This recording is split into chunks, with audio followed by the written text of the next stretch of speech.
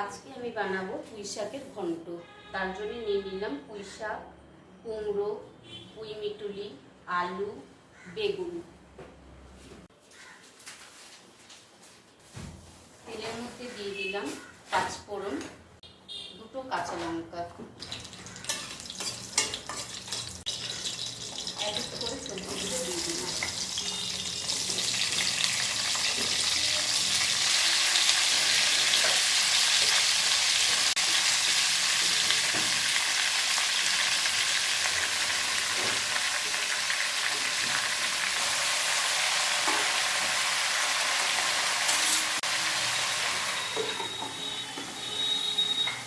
পুঁই শাকটা মাছের মাথা দিয়ে করবো বলে অন্য প্যানে আমি মাছের মাথাটা ভেজে নিচ্ছি।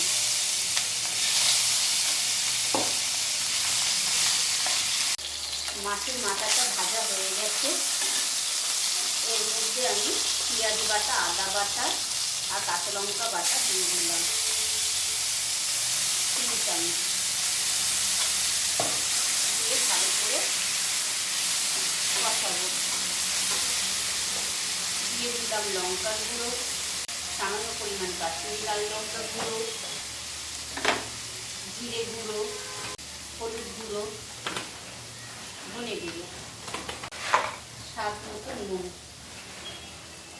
এবার আমি মাছের মাথাটা দিয়ে ভালো করে কষিয়ে নেব মশলাতে। সামান্য পরিমাণ জল দিয়ে দিলাম, দিয়ে মশলাটা আর মাছের মাথাটা কষাবো। মাছের মাথাটা মশলা দিয়ে কষে গেছে ভালোভাবে। এবার আমি পুঁই শাকটার মধ্যে দিয়ে দেবো।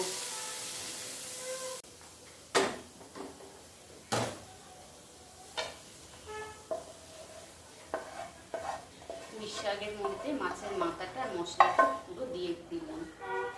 এবার ভালো করে নেড়ে নেব।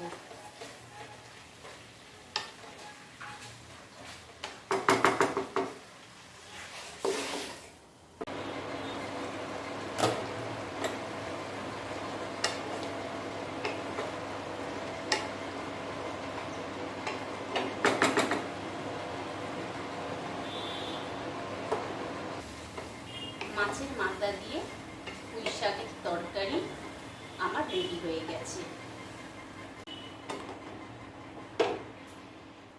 তৈরি হয়ে গেল আমার মাছের মাথা দিয়ে পুঁই শাক দিয়ে ঘন্ট।